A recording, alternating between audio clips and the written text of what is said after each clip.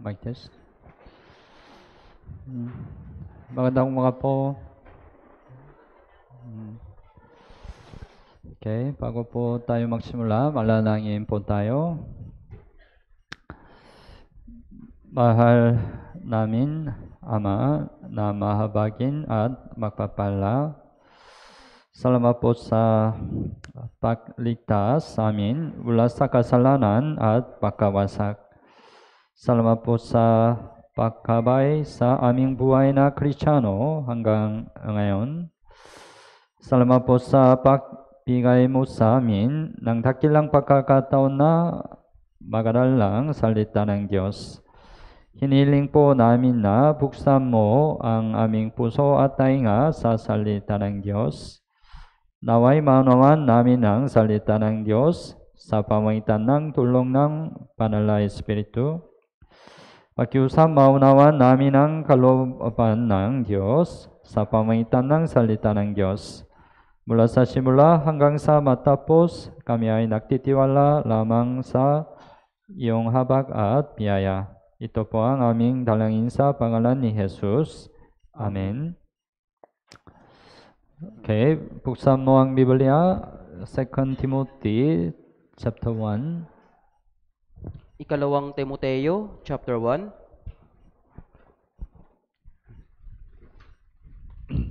Second Timothy chapter 1, Ikalawang Timoteo, chapter 1, verse 14. sa verse 14.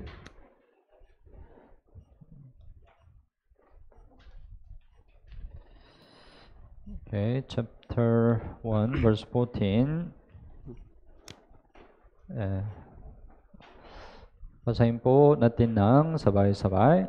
Ingatan mo ang mabuting bagay na ipinagkatiwala sa iyo sa pamamagitan ng Espiritu Santo na nabubuhay sa atin. Okay, we are learning 2 Timothy. Kaya tayo po'y nag-aaral ng ikalawang Timoteo.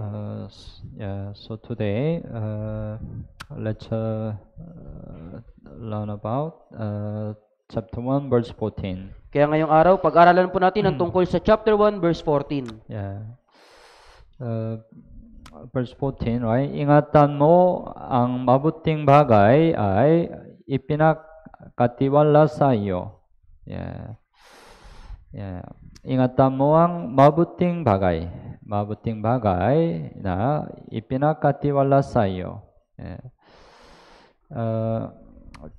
Dito ang mabuting bagay ay magagandang bagay. Pareho, right? Mabuting bagay ay magandang bagay. Isipin natin ang mabuting bagay na ipinagkatiwala sa atin ng Diyos. May mabuting bagay na ipinagkatiwala sa atin ng Diyos. Ano ang mabuting bagay? Una, ang ginawa ng Diyos para sa atin ay isang mabuting bagay. Okay, buksan mo ang Biblia, Isaiah chapter 12. Isaiah chapter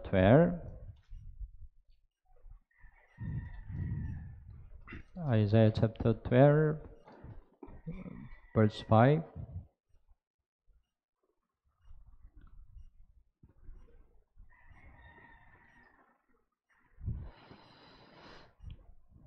Okay, chapter 12. Sabay. Umawit kayo sa Panginoon, sapagkat siya'y gumuwang may kaluwalhatian, ipaalam ito sa buong lupa. Umawit kayo sa Panginoon, sapagkat siya'y gumawang may kaluwalhatian. Siya'y gumawang may kaluwalhatian. In Korean translate, it means God did the greatest beautiful thing. Kaya sa Korean na pagsasalin po, sinabi po doon na ginawa ng Diyos ang pinakadakilang kamakamahang bagay. What's the great greatest beautiful thing what God has done? Ano po ba yung pinakadakilang mabuting bagay na ginawa ng Diyos? Upang iligtas tayo. Apo ba?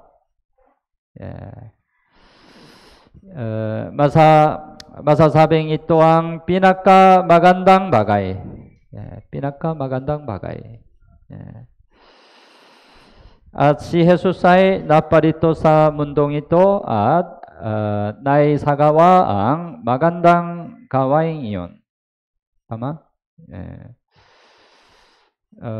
Buksan mo ang Biblia, Gawa chapter 10, the Acts chapter 10. Gawa po, chapter 10. Chapter 10, verse 38.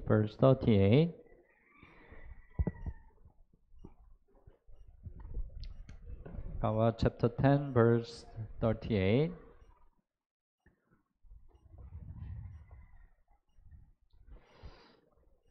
Okay. Basahin po natin ng sabay-sabay. Kung paanong si Jesus na taga Nazaret ay binuhusan ng Diyos ng Espiritu Santo at ng kapangyarihan, kung paanong naglibot siya na gumagawa ng mabuti at nagpapagaling ng lahat ng mga pinahihirapan ng dyablo sapagkat kasama niya ang Diyos.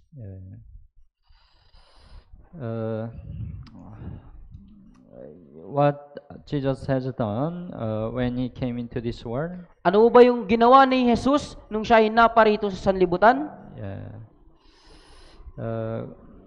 Gumagawa ng mabuti. Gumagawa ng mabuti. Ano ang gumagawa ng mabuti? Nagpapagaling ng lahat ng mga pinahihirapan ng diablo, right? Jesus healed many diseases on the earth, right? Maraming pinagaling si Jesus na mga sakit o karamdaman sa lupa. It's the shadow. Jesus will heal our spiritual problem. Yan po yung anino na papagaling ni Jesus yung ating spiritual na karamdaman. So, Jesus, right, accomplished the salvation. Kaya sinakatuparan ni Jesus ang kaligtasan.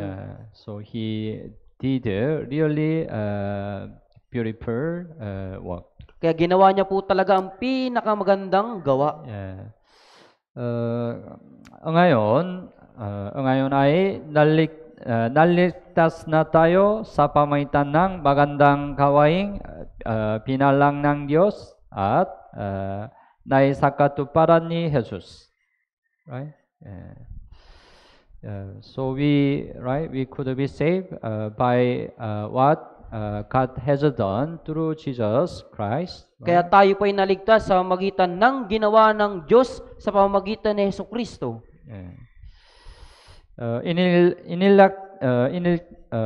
Iniligtas muna tayo ng Diyos para sa isang bagay na maganda. Ngayon, ang mga naligtas ay dapat sabihin sa iba ang tungkol sa magagandang bagay na ginawa ng Diyos sa pamamagitan ni Jesus. Ito rin ang layunin ng ating kaligtasan.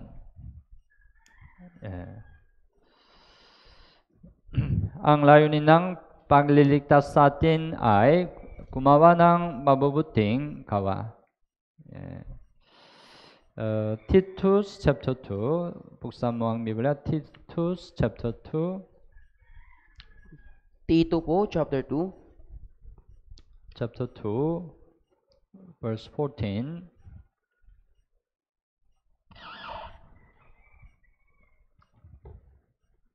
Titus chapter 2, verse 14. Also, basahin po natin ng sabay-sabay. Siya ang nagbigay ng kanyang sarili alang-alang sa atin upang tayo'y matubos niya sa lahat ng mga kasamaan at pakalinisin para sa kanyang sarili ang sambayan ng pag-aari niya na masigasig sa mabubuting gawa. why God saved us through Jesus Christ? Bakit po tayo iniligtas ng Diyos sa pamamagitan ni Yesu Kristo? Yeah, it's for the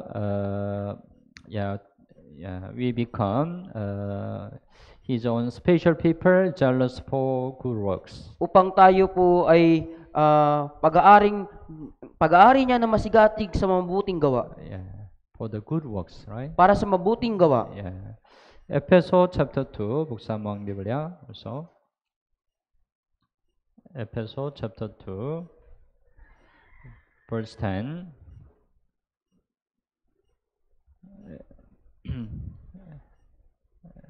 에페소 chapter 2 verse 10. Also basahin po natin ng sabay-sabay. Sapagkat tayo'y kanyang pinakamahusay na gawa na nilalang kay Kristo Jesus para sa mabubuting gawa na inihanda ng Diyos ng una pa upang siya nating lakaran. Yeah. Yeah. Here also, right? Tayo'y kanyang pinakamahusay ng gawa na nilalang kay Kristo Jesus para sa mabubuting gawa. Para sa mabubuting gawa, right? Yeah. So it's the purpose why God saved us. Kaya ito po yung layunin kung bakit tayo iniligtas ng Diyos. Yeah, God saved us for the good works. Iniligtas tayo ng Diyos para sa mabubuting gawa. Yeah, sa mata ng Diyos, ang pinakamagandang gawin ay ipalaganap ang ebanghelyo at iligtas ang mga nawawalang kaluluwa. Right? Ito ay ang pinakamagandang gawin. Right? Yeah. Kaya masasabing ang mga na nagpapalaganap ng ebanghelyo ay ang pinakamagandang Yeah. We need to have a beautiful feet. Kailangan nating magkaroon ng pinakamagandang paa. Yeah. Paano ka magkakaroon ng magagandang paa? Paano? Sometimes you decorate your feet, right? Minsan po pinapalabutian niyo po ang inyong mga paa, di ba? In nail shop.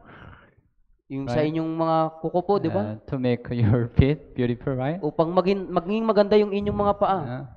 But how can our feet be beautiful before God's sight? Pero paano magiging magandang paa yung ating mga paa sa paningin ng Diyos? Buksan mo ang Biblia, Roman chapter 10.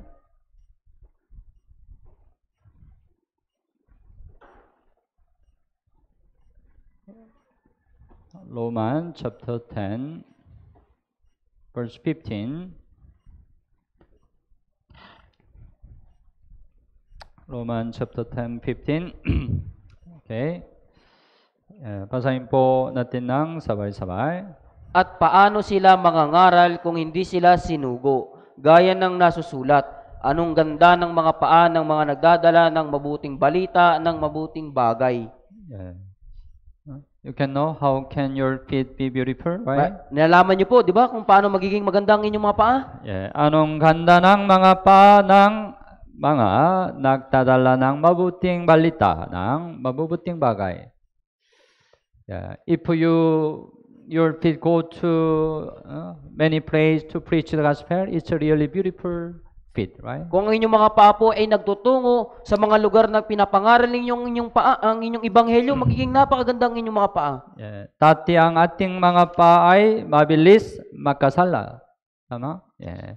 Uniro ngayon ay dapat tayong maging mabilis sa paggawa ng mabubuting gawa. Right? Bago kaligtasan, ating mga paa, kagaya ito. Roman chapter 3. Roman chapter 3.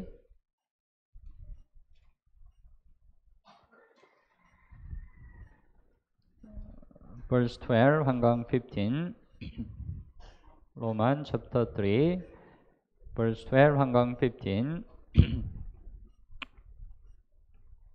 12 hanggang 15 also, basahin po natin ng sabay-sabay. Lahat ay lumihis, sama-sama silang nawalan ng kabuluhan, walang gumagawa ng mabuti, wala kahit isa. Ang kanilang lalamunan ay isang libingang bukas, sa pamamagitan ng kanilang mga dila ay gumagawa sila ng pandaraya, ang kamandag ng mga ulupong ay nasa ilalim ng kanilang mga labi. Ang kanilang bibig ay puno ng panunumpa at kapaitan, ang kanilang mga paa ay matutulin sa pagpapadanak ng dugo. Verse 15, right? Ang kanilang mga paa ay matuturin sa pagpapadanang ng dugo. Ating mga paa ay mabilis makasala bago kaligtasan. Tama?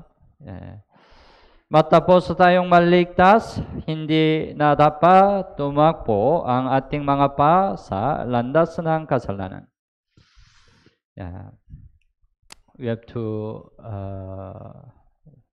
be diligent in the preaching the gospel. Kailangan nating maging masigasig sa pangangaral ng Ebanghelyo. That's a really beautiful feet before God's eye, right? Yan po yung pinakamagandang paa sa paningin ng Diyos.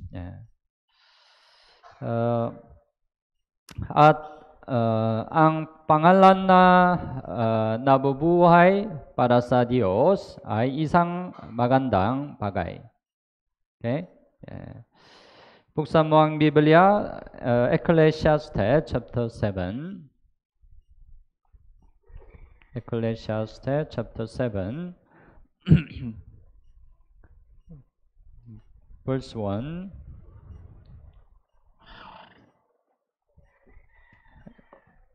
Ecclesiastes chapter 7, verse 1. Okay, basahin po natin ng sabay-sabay. Ang mabuting pangalan ay mas mabuti kaysa mamahaling pamahid, at ang araw ng kamatayan kaysa araw ng kapanganakan.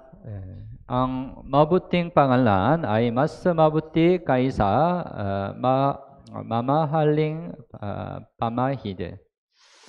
Mabuting pangalan, right? Ang mabuting pangalan ay mas mabuti kaysa makamundong bagay. Mamahaling pamahid, ibig sabihin makamundong bagay. So we need to have a good name. Kaya kailangan natin magkaroon ng mabuting pangalan. It's a good thing before God. Yan ay mabuting bagay sa harapan ng Diyos. Sa Biblia may halimbawa, si Maria na naghuhos ng langis kay Jesus ay maaaring magkaroon ng magandang pangalan sa harap ng Diyos. Mary, right?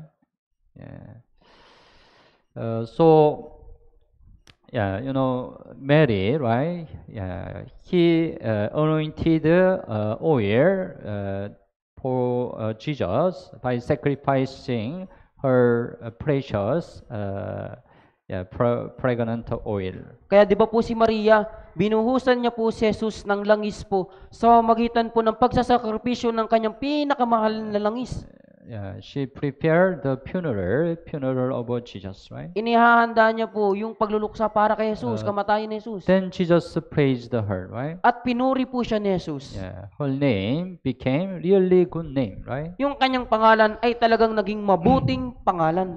Matthew 26, buksan mo ang Biblia, Matthew 26.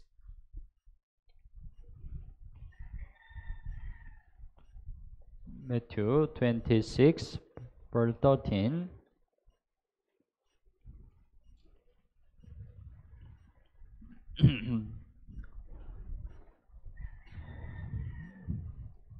Okay, basahin po natin ng sabay-sabay. Katotohanang sinasabi ko sa inyo, saan man ipangaral ang magandang balitang ito sa buong sanlibutan, ang ginawa ng babaeng ito ay sasaysayin bilang pag-alas sa kanya. Ang ginawa ng babaeng ito ay si Mary, right? Si Mary. Ang ginawa ng babaeng ito ay sasaysayan bilang pag-alaala sa kanya. It was really precious before God. Kaya ito ay talagang napakahalaga sa harap ng Diyos. Yeah, that's why her name, right, became really good name, right? Kaya yung kanyang pangalan po ay naging napakabuting pangalan. Yeah. Maraming mabubuting pangalan ang naging mga ninuno ng pananampalataya sa Hebrew chapter 11, right? Hebrew chapter 11. Sa Hebrew chapter 11, right? May maraming mabubuting pangalan. Ang naging mga ninuno ng pananampalataya, right? At maraming mga Kristiyano na ang kanilang pangalan ay nakasulat sa Biblia bilang isang magandang pangalan. Mayroon maraming mga pangalan na nagsumikap para sa Ebanghelyo sa Roman chapter 16, right? Roman chapter 16. Apostle Paul mentioned their name. At binanggit po ni Apostol Pablo yung kanilang mga pangalan. There were many Christians who sacrificed themselves for the gospel, right? Napakaraming mga Kristiyano na isinakripisyo yung kanilang sarili para sa Ebanghelyo. There were many Christians who helped Apostle Paul for the gospel. Napakaraming mga Kristiyano ang tumulong kay Apostol Pablo para sa Ebanghelyo. So their name became beautiful name, right? Kayong kanilang pangalan ay naging napakabuting pangalan. Buksan mo ang Biblia, Roman chapter 16.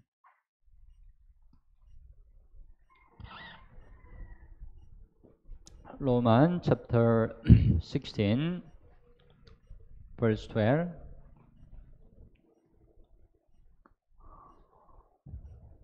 Roman chapter 16, verse 12.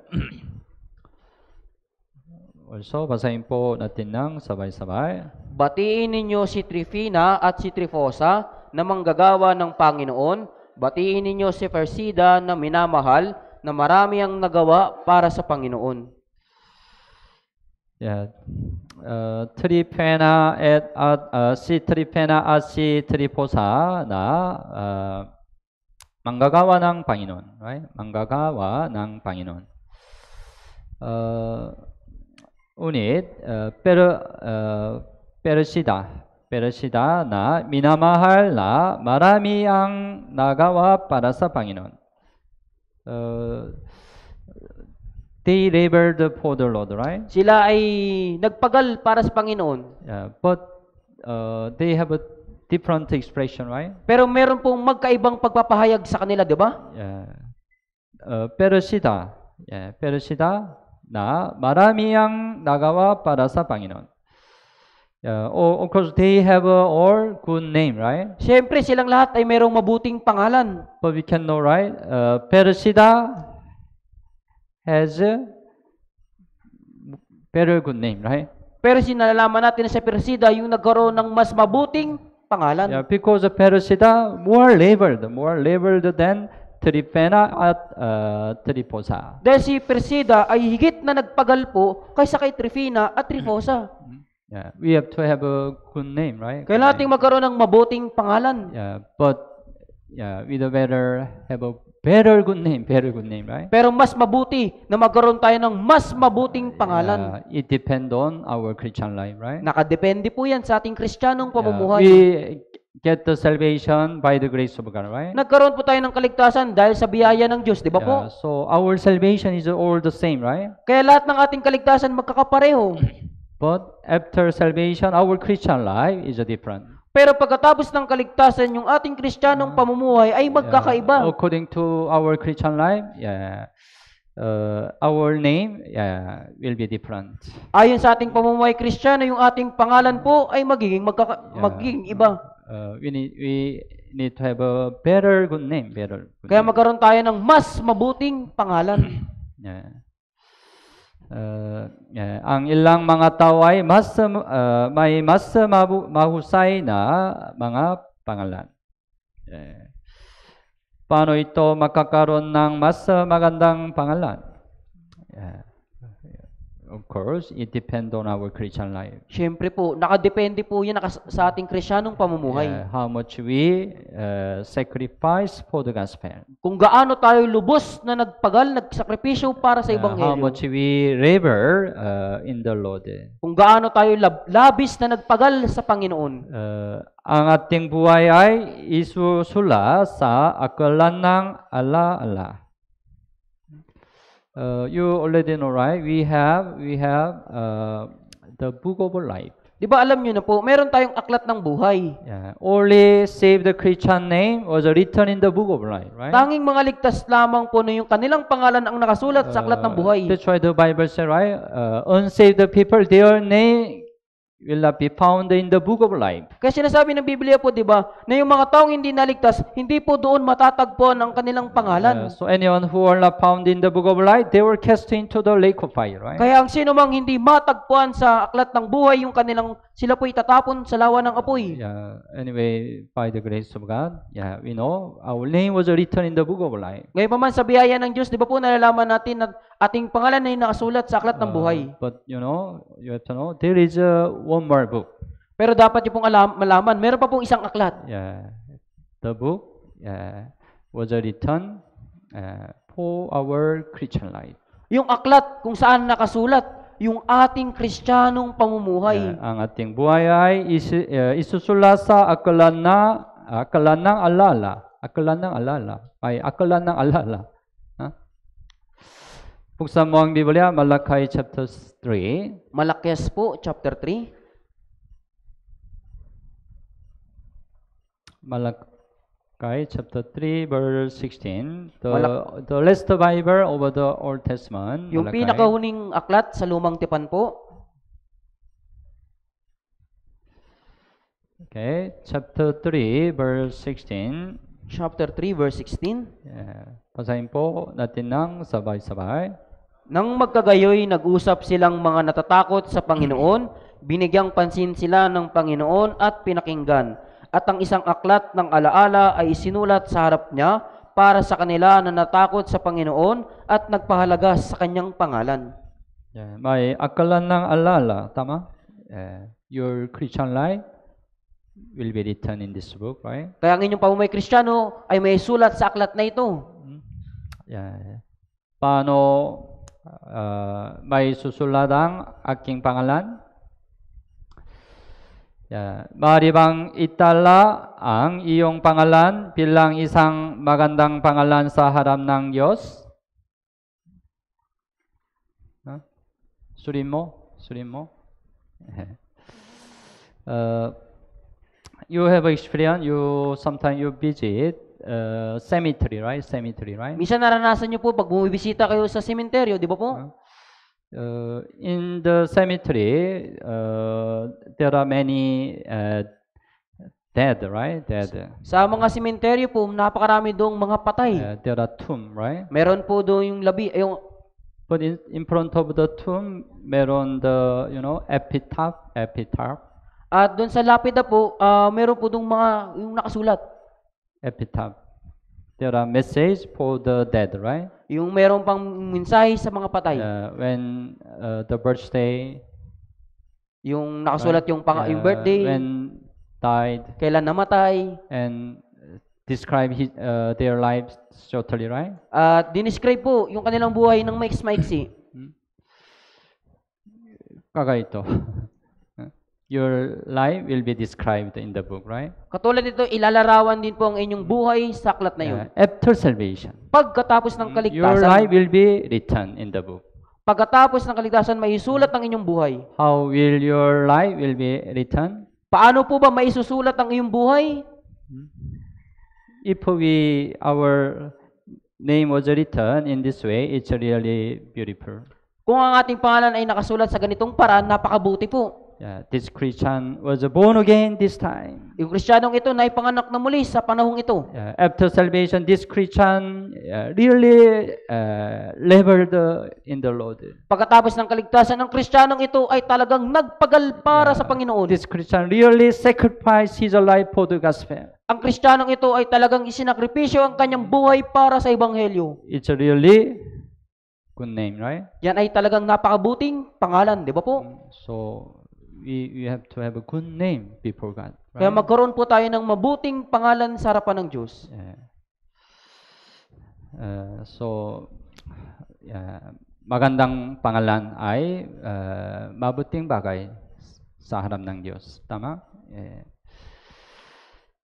At isang magandang bagay sa harap ng Diyos na magkaisa at magsama-sama ang pagkakapatid. Yeah. Awit 133, buksan mo ang Biblia. Awit 133, verse 1.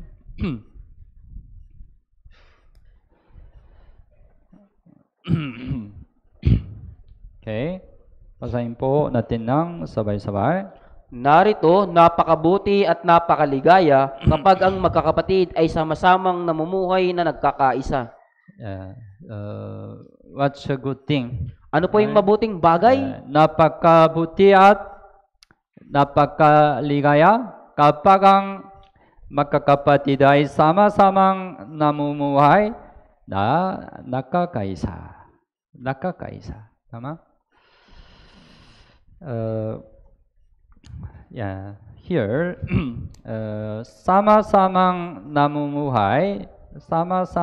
namumuhay, ibig sabihin ating pakikisama, fellowship, pakikisama, tama? At nakakaisa, each other, right? One mind, unity, right? Yan po yung isang pag-isip, yung pagkakaisa. So if we have a fellowship with one mind, with the unity, it's really beautiful before God, right? Kaya kung meron tayong fellowship na merong isang pag-iisip na may pagkakaisa, yan po yung napakabuting bagay. Yeah. So napakaganda ng Diyos kapag ang magkakapatid ay namumuhay ng may pagkakaisa. Itinuturing ng mga magulang na mabuti at maganda para sa kanilang mga anak ang mamuhay ng sama-sama sa pagkakaisa. Tama po ba? Let's suppose your children always fight. Pagpalagay natin ng iyong mga anak palaging nag-aaway. They don't have one mind. Wala silang isang pag-iisip. As a parents, are you happy? Bilang magulang, masaya ka ba? Happy or hindi? Masaya ka po ba o hindi? You are so sad, right? Malulungkot ka po, di ba? If we fight each other as a children of God, our Father God, what will He feel? Kaya kung tayong magkakapatid bilang mga anak ng Diyos ay mag-aaway, ano po yung mararamdaman ng ating amang Diyos? He'll be also so sad, right? Siya din po ay lubos na malulungkot. But if we have a fellowship with one mind, our Father God will be so happy. Pero kung meron tayong fellowship na merong isang pag-iisip, malulugod ang Panginoon.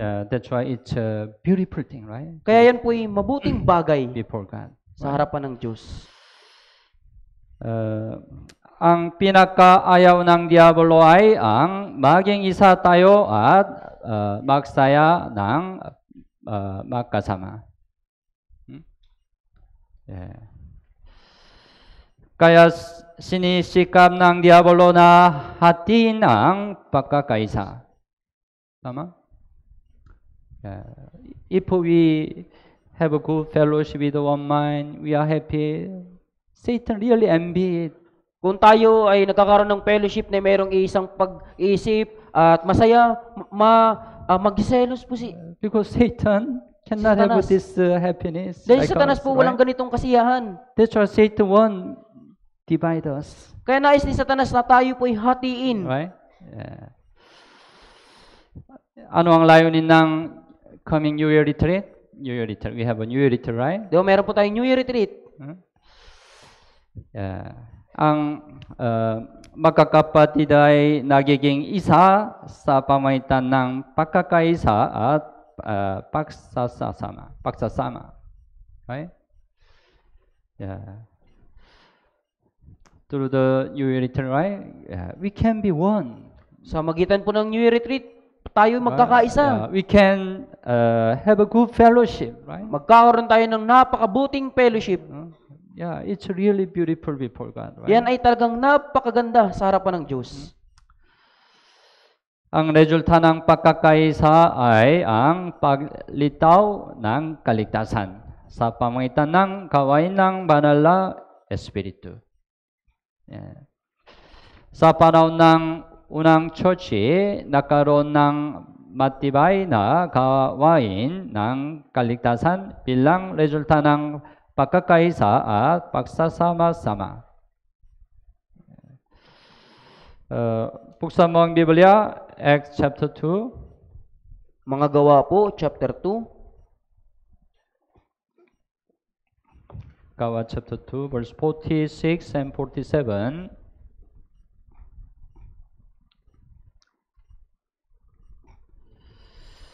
Okay, but chapter 2, verse 46 and 47.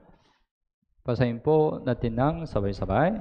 At araw-araw, habang sila'y magkakasama sa templo, sila'y nagpuputol-putol ng tinapay sa bahay-bahay at nagsasalo-salo na may galak at tapat na puso, na nagpupuri sa Diyos at nagtatamo ng lugod sa lahat ng tao, at idinaragdag sa kanila ng Panginoon araw-araw ang mga naliligtas. At araw-araw habang sila'y makakasama sa templo. Right? Yeah. In Korean translate, they had one mind. Sa Korean translate po, sila'y may isang pag-isip. Yeah, every day they gather in the temple with one mind, right? Araw-araw nagtitipon sila sa templo na mayroong isang pag-isip. Yeah, as a result, right? Verse 47, yeah, na nagpupuri sa Diyos at nagtatamo ng lungsod, lugod sa lahat ng tao at idinaragdag sa kanila ng Panginoon araw-araw ang mga naliligtas. Right? Yeah. So, if we have a good fellowship with one mind, many people will be saved through us. Kaya kung meron tayong mabuting fellowship na mayroong isang pag-iisip, maraming maliligtas po sa magitan natin. So, this New Year retreat is very important. Kaya ang New Year retreat na ito ay napakahalaga. Through this New Year retreat, all saved brothers and sisters in the Philippines have a gathering, right? Sa magitan ng New Year retreat na ito, ang lahat ng mga kapatiran sa buong Pilipinas po ay magtitipon. Then we become one mind, right? Tayo'y magiging iisang pag-iisip. Yeah. As a result, right, we can prepare coming also next year summer retreat, right? At ang resulta po, di ba? Pwede nating may handa ang paparating na bagong taon. Yeah. In summer retreat, God will allow many save the people, right? Sa summer retreat po, ipapahintulot ng Diyos yung mga bagong maliligtas. Yeah. Kaya dapat nating subukan magsama-sama. Right? Yeah. Hebrew chapter 10, buksan mo ang Biblia. Hebrew chapter 10, verse 24 and 25.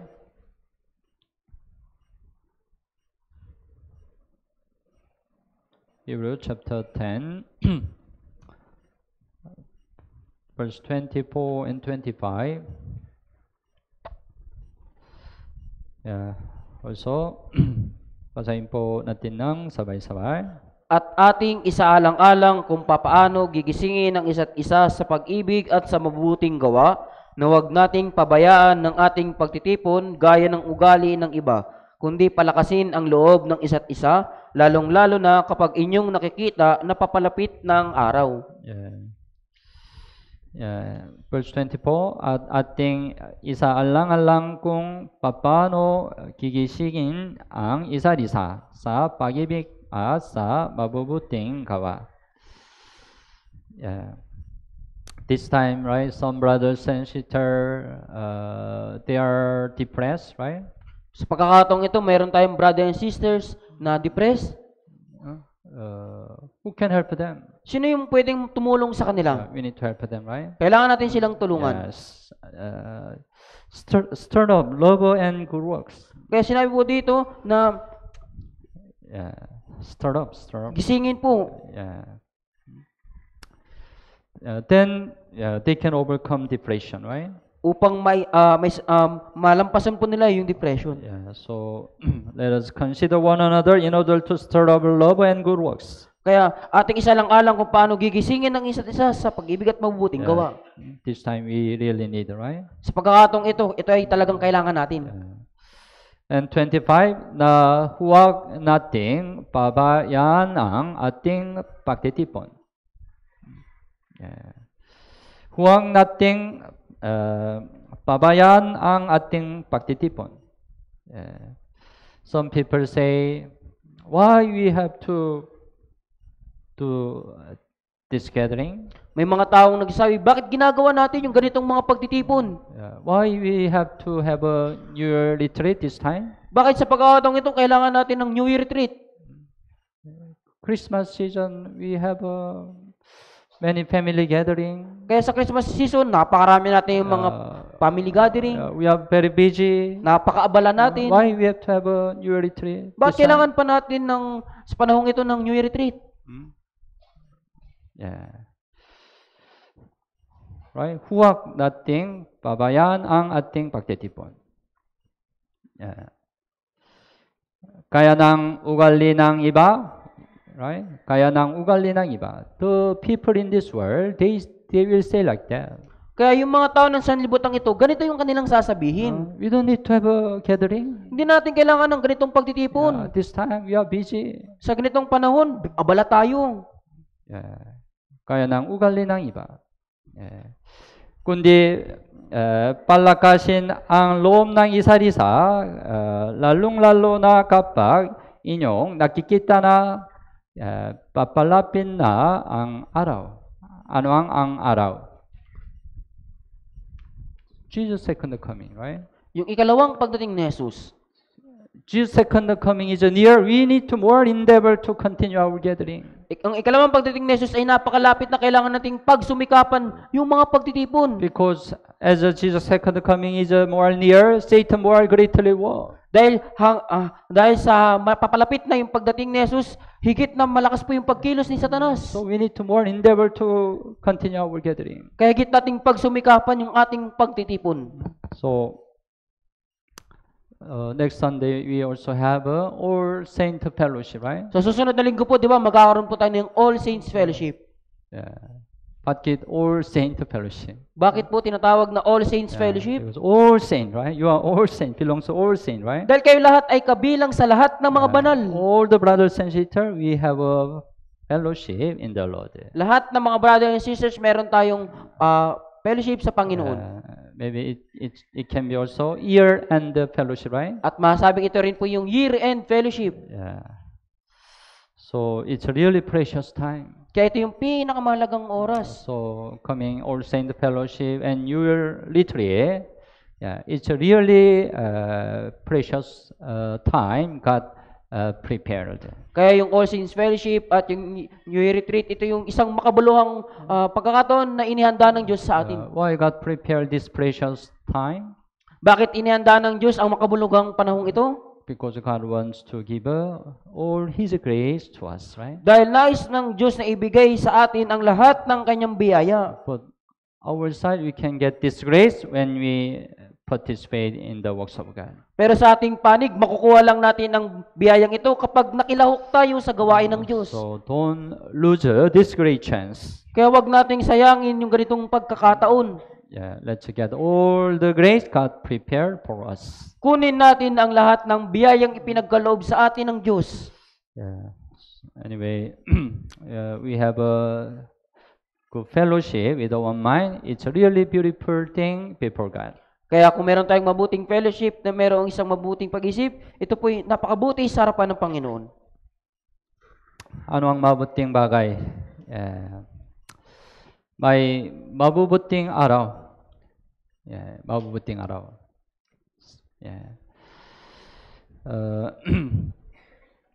Ang magandang bagay na ipinagkatiwala sa atin ay matatawag na magandang araw. Magandang araw.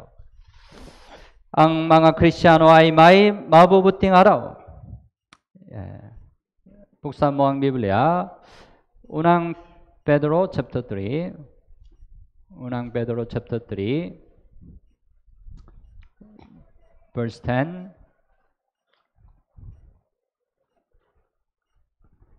Unang Pedro chapter 3 verse 10. Basahin po natin ng sabay-sabay.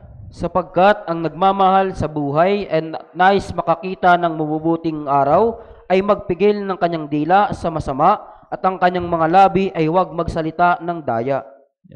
May mabubuting araw, right? Mabubuting araw. Ang nagmamahal sa buhay. Ito, buhay. Buhay ay walang hanggang buhay. We love, right? Eternal life. Di ba yung walang hanggang buhay? Nice makakita ng mabubuting araw, right? The one who has eternal life will have a good days. Kaya ang siyang merong buhay na walang hanggan, meron siyang mabubuting araw. We have a good day. Meron tayong mabubuting araw. Ang araw na tayo ay naligtas ay tunay na isang mabubuting araw. Tama po ba? We have this day, good day, right? Meron tayong ganitong mabuting araw. Yes. Buksan mo ang Biblia, 2 Corinthians chapter 6. 2 Corinthians chapter 6 verse 2. 2 Corinthians chapter 6 verse 2. Okay, basahin po natin ng sabay-sabay. Sapagkat sinasabi niya, sa panahong kanais-nais ay pinakinggan kita at tinulungan kita sa araw ng kaligtasan. Ngayon na ang panahong kanais-nais, ngayon na ang araw ng kaligtasan. Ngayon na ang araw ng kaligtasan, right? We have a salvation day. Meron tayong araw ng kaligtasan. At ang araw ng pagtanggap ng kapatawaran ng mga kasalanan ay masasabing pinakamasayang araw. Pinakamasayang araw. Gawa chapter 3. Gawa chapter 3. Buksan mo ang Biblia. Gawa chapter 3 verse 19 and 20.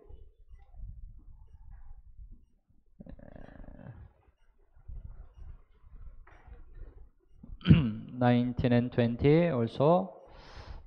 Basahin po natin ng sabay-sabay. Kaya nga, magsisi kayo at magbalik loob upang mapawi ang inyong mga kasalanan, upang ang mga panahon ng kaginhawaan ay dumating mula sa harapan ng Panginoon, at upang kanyang suguin ang Kristo na itinalaga sa inyo, si Jesus. Verse 20, right? Upang ang mga panahon ng kaginhawahan. It means, ibig sabihin, masasabing pinakamasayang araw. Pinakamasayang araw. When you have the forgiveness of sin, right? It's a really happy day in our life. Kaya kung nagkaroon tayo ng araw ng mapatawad yung ating mga kasalanan, ito yung pinakamasayang araw. Right? We have this day, right? At meron tayong araw na ito, di ba po? Kung ganun, kailan ang mabubuting araw para sa mga tao sa mundong ito?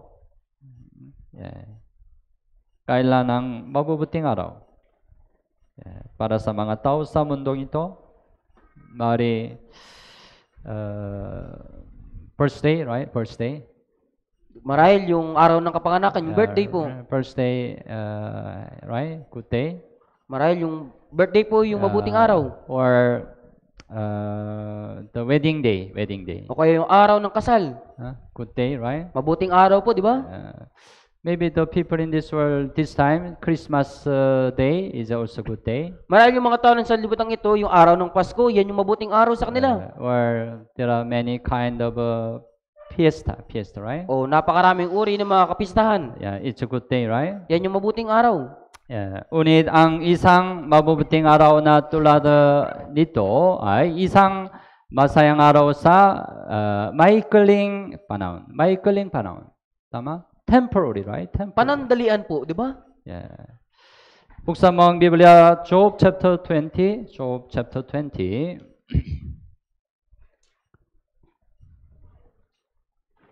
Job 20, verse 5.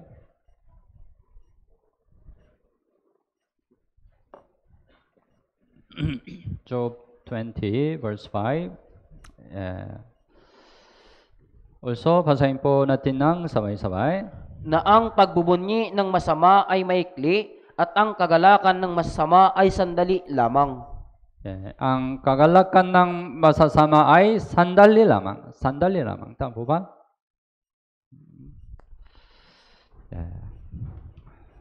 Their good day is temporary. Kaya ang kanilang mabubuting araw ay panandalian. Unirang mga Kristiyano ay may tunay na mabubuting araw sa hinaharap. Ano ang tunay na mabubuting araw sa hinaharap sa atin?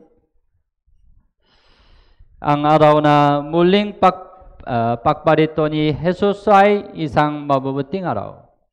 Tama po ba? Dahil ito ang araw kung kailan ang ating mga katawan ay muling nabuhay sa maluwalhating katawan. When Jesus come again, right? Our lowly body will be changed to the glorious body. Kaya sa muling pagdating ni Jesus, yung ating hamak na katawan po ibabaguhin sa maluwalhating katawan. Buksan mo ang Biblia, Philippians chapter 3. Philippians chapter 3,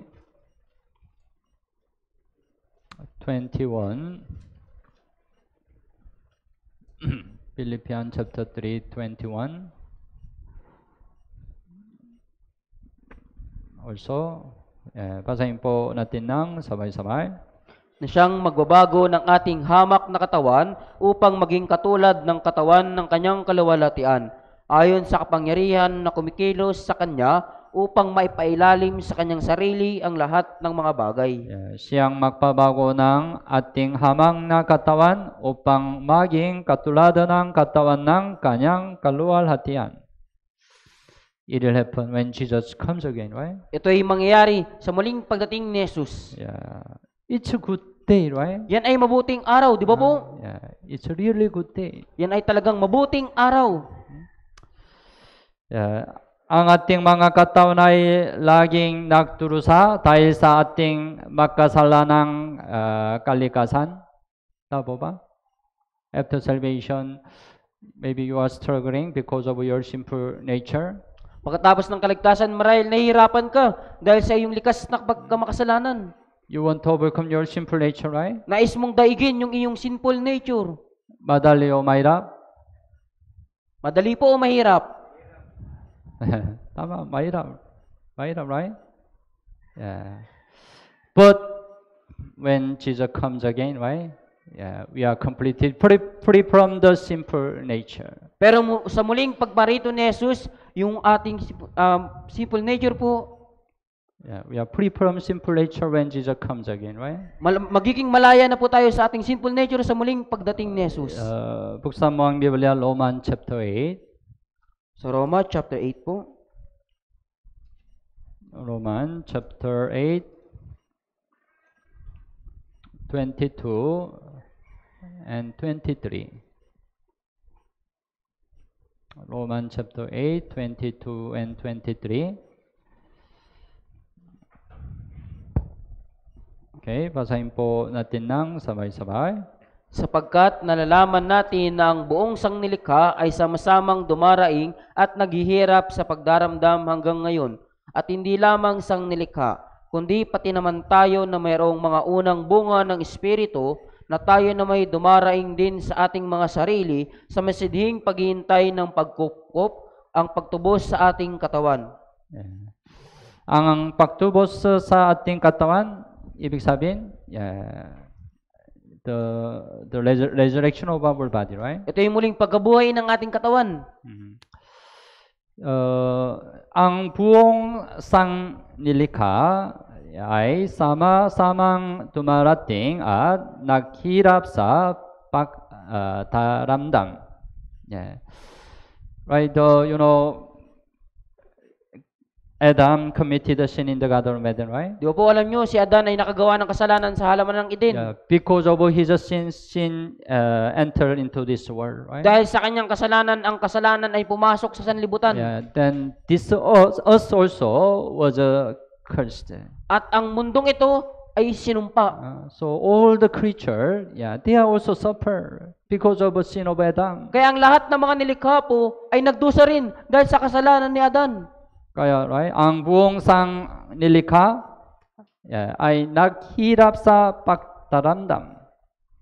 That's why, all the creature also, they want Jesus' second coming. Kaya alam niyo po, lahat ng mga Kristiyanong nais nila yung ikalawang pagdating na ni Jesus. Because when Jesus comes again, right, their curse will be released. Dahil sa ikalawang pagdating ni Jesus, yung kanilang mga sumpa ay magiging malaya na po. We are same, right? Yeah. Tayo, verse 23, tayo na may dumarating din sa ating mga sarili.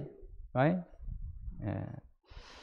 That's why we desire the redemption of our body. Kaya ang ninanais natin, yung muling pagkabuhay, yung katubusan ng ating katawan. Yeah. Sa muling pagparito ng Panginoon, lahat ng ating makasalanang kalikasan ay mawawala at tayo ay magiging ganap na malaya sa kasalanan.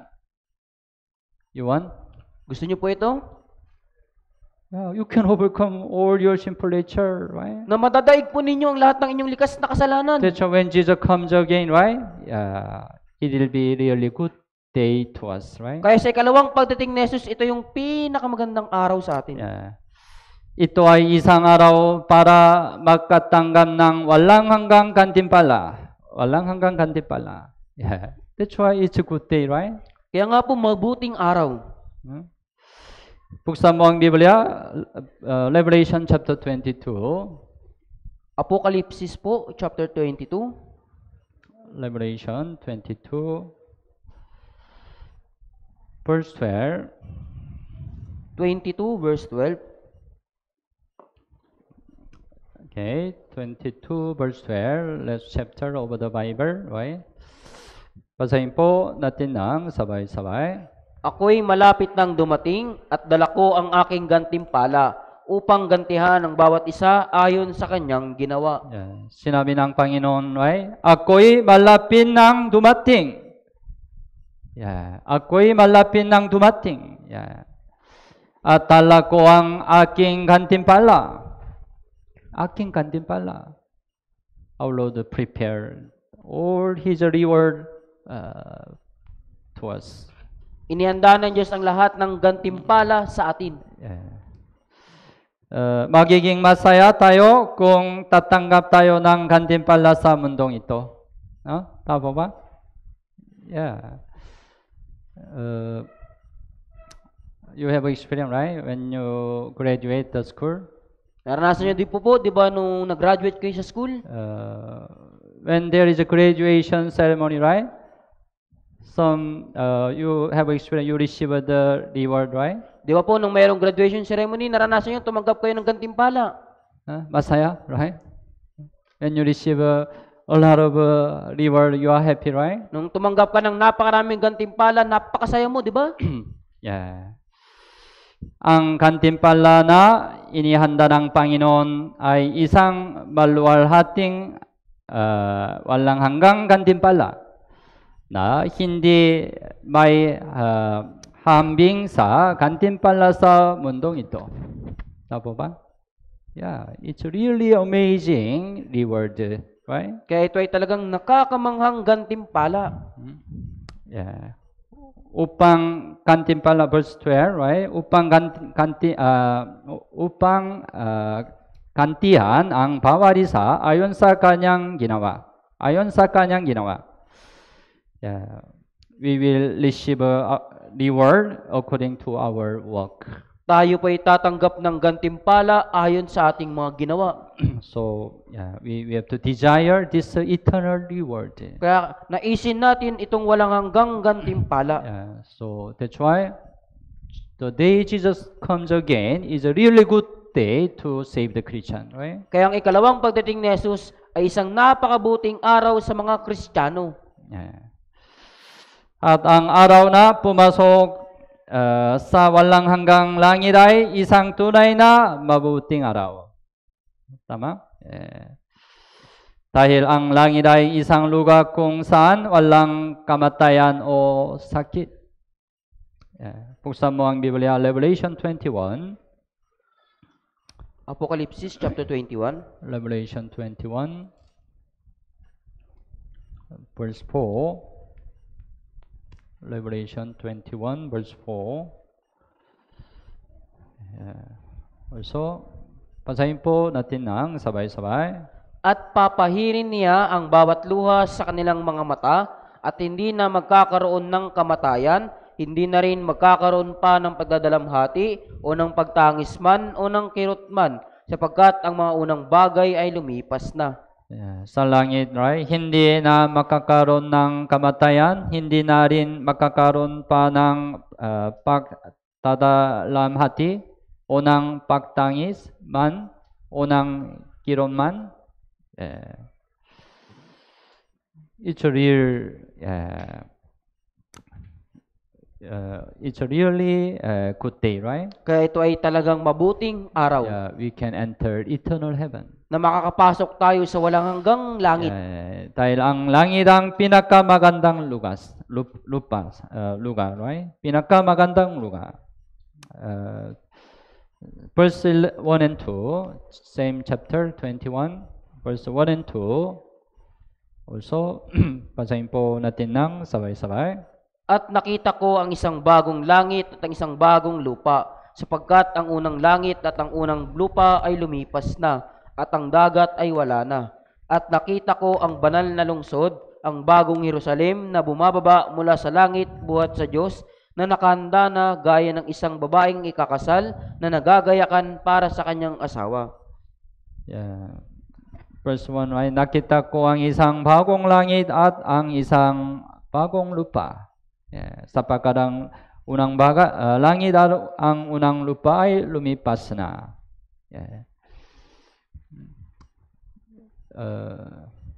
Sometimes you buy some new thing, right?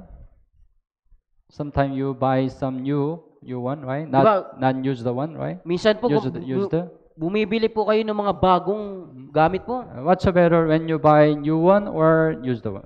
Anong mas mabuti, yung bago o yung gamit na? Use the one? Yung gamit na po?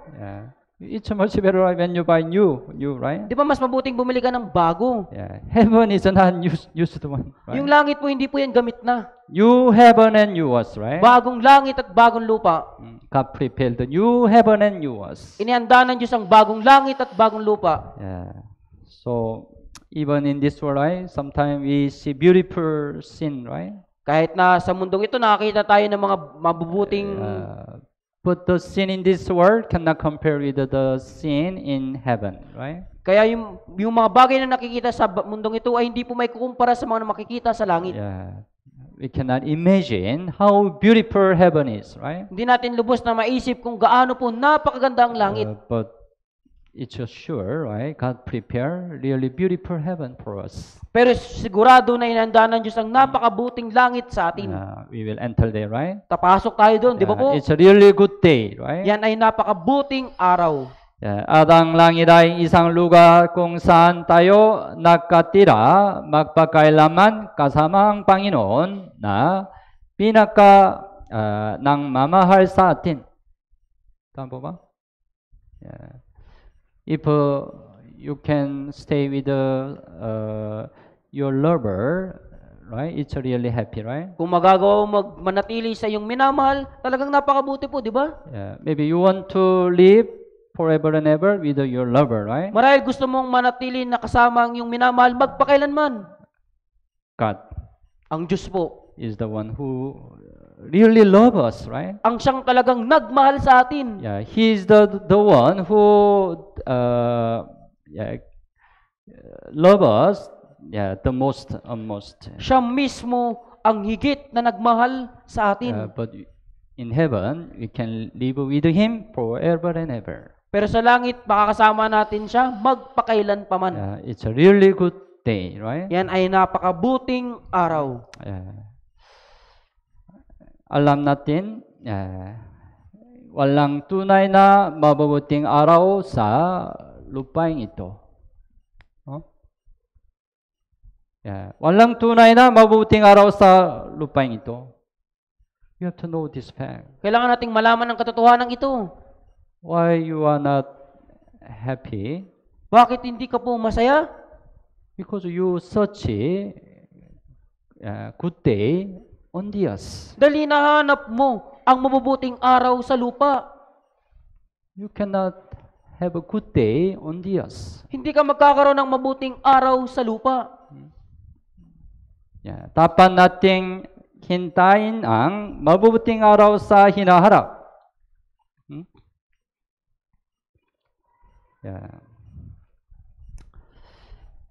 Bagaman maraming mahihirap na bagay sa mundong ito, tiisin at malampasan natin ang mga ito habang nananabik sa darating na magagandang araw. So, of course, you have a lot of oppression in this world, right? Siyempre po, meron kang maraming mga paghihirap sa mundong ito. That's why sometimes you are depressed. Kaya minsan, ikaw ay nadidepress. Then you remember. You have to remember. Pagkatapos, subukan, alalahanin mo po ito. We already have a good day, right? Mayroon na tayong mabuting araw, di ba po? Salvation day, right? Araw ng kaligtasan. And also we have the good day will come. At meron din tayong paparating na mabuting araw.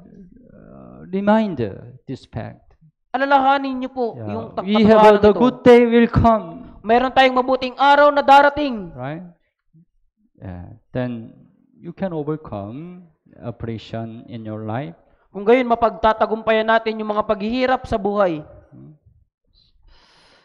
So it's a amazing grace, right? We have a good day. Good day. Kaya nakakamangang biyaya po na meron tayong mabuting araw. It's a good thing God committed to us. Yan yung mabuting bagay na ipinagkatiwala sa atin ng Diyos.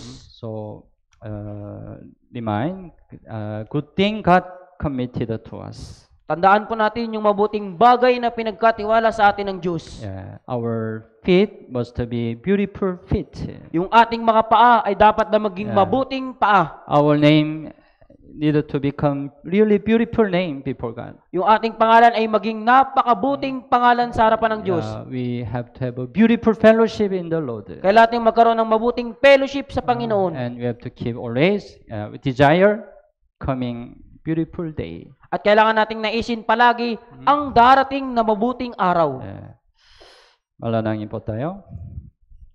Mahal namin Ama na mahabagin at magpapala. Salamat po sa pagligtas sa amin mula sa kasalanan at pagkawasak. Salamat po sa pagbigay mo sa amin ng dakilang pagkakataon na mag-aral ng salita ng Diyos. Salamat po pagpapaunawa ang kalooban ng Diyos sa pamamagitan ng salita ng Diyos. Hiniling po namin na sundin namin ang salitang natutunan namin ngayon. Ngayong buwan ay mayroon tayong All Saint Fellowship at New Year Retreat. Ngayong buwan ay mangyaring tulungan ang lahat ng magkakapatid na magkakasama. Pakiusa, panatilihin at kabayan kami hanggang sa muling dumating ang Panginoon. Ito po ang aming dalangin sa pangalan ni Jesus. Amen.